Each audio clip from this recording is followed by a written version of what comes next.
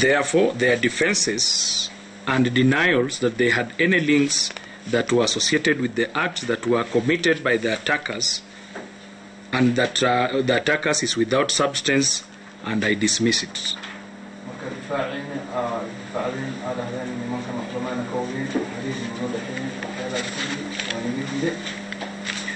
Now, although there is no specific evidence that shows that the accused, the first and fourth accused persons gave material, logistical, financial, or any other support to the attackers,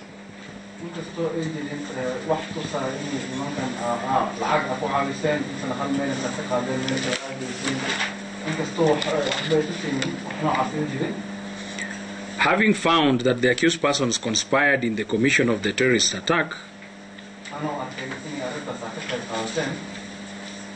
I find that their communication with the attackers was giving support in their endeavors.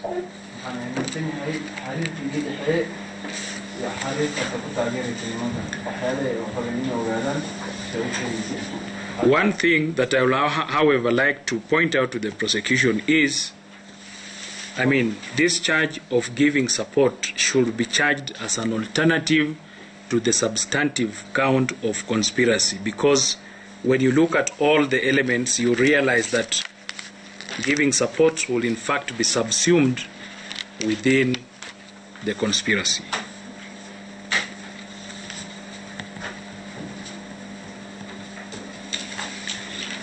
In the final analysis, therefore, I am satisfied that the prosecution has proved the charges against the accused persons.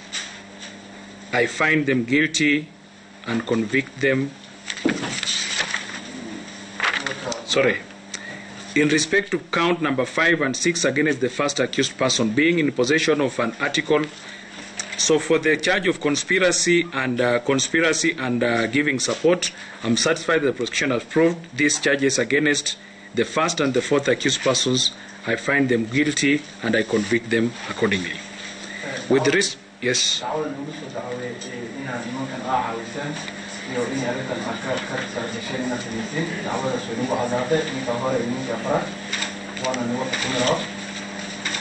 With respect to counts 5 and 6 against the first accused person of being in possession of an article connected with a terrorism offense,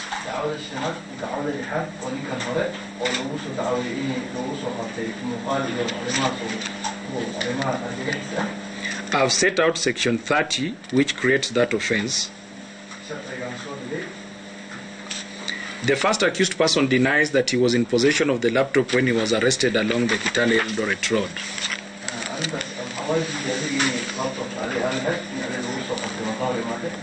He further stated that he refused to sign the inventory because it included a laptop that he did not have.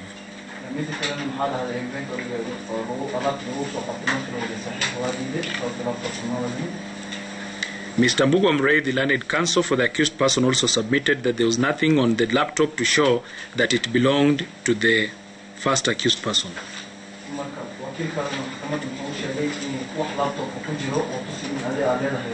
That the videos on the laptop were from a public site and the prosecution could not tell who was watching the videos.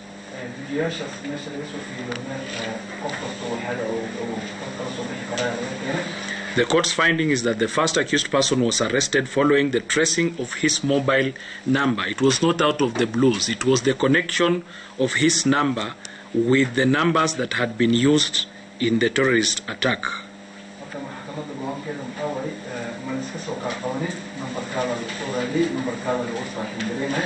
The arrest followed investigations that linked him to the attackers through his communication with them.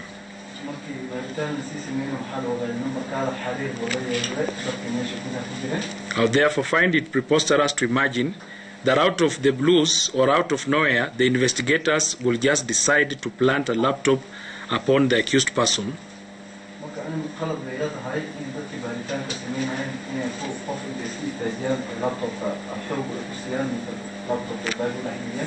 He didn't say that he had any differences with any of the people who arrested him so as to put that issue on him.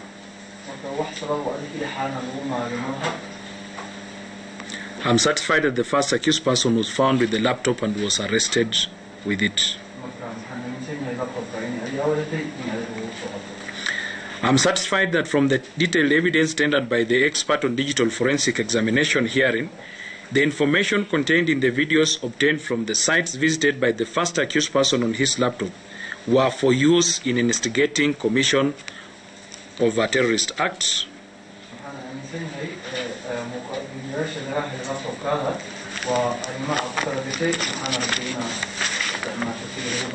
It was not a single video, there were several videos that will show a pattern that in fact this was someone who was very much interested and was using the content that was there.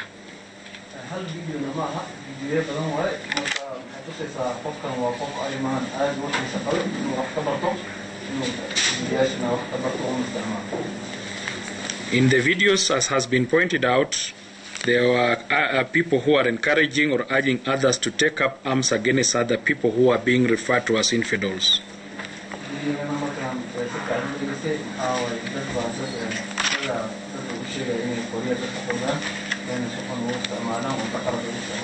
And indeed, it has been shown through the evidence that at the scene of the attack, the attackers referred to the victims as infidels, and other videos showed a demonstration of how a terrorist attack should be executed, and that is what happened in this case.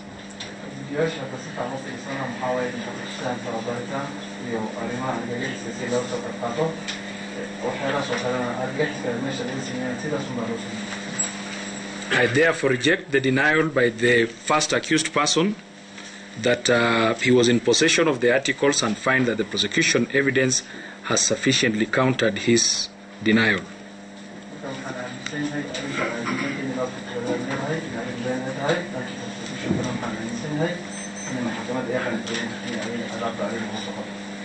I therefore find that both the laptop and the videos taken together contain articles for use in instigating commission or preparation to commit a terrorist act.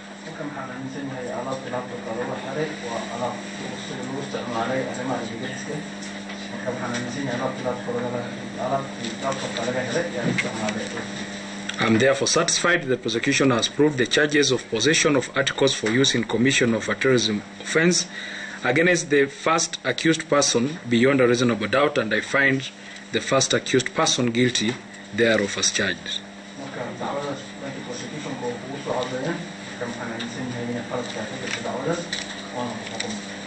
In the final analysis, therefore, I find that the prosecution has not proved its case against the second accused person on all the charges that were facing him, and consequently he is acquitted under Section 215 of the Criminal Procedure Code.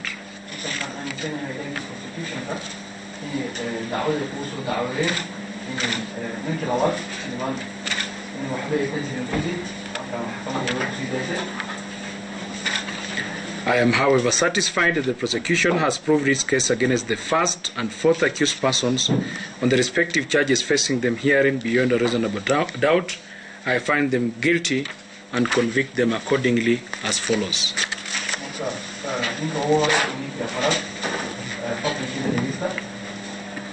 The first and fourth accused persons on count number 2, charge of conspiracy to commit a terrorist act, contrary to Section 23(4) of the Prevention of Terrorism Act.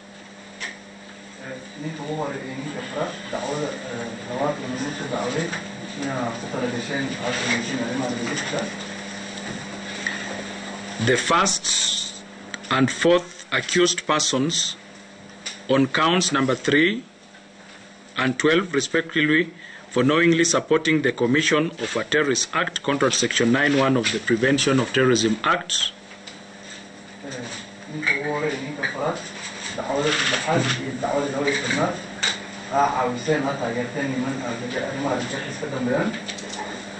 The first accused person on counts 5 and 6 for being in possession of an article connected with a terrorism offense, contrary to Section 30 of the Prevention of Terrorism Act.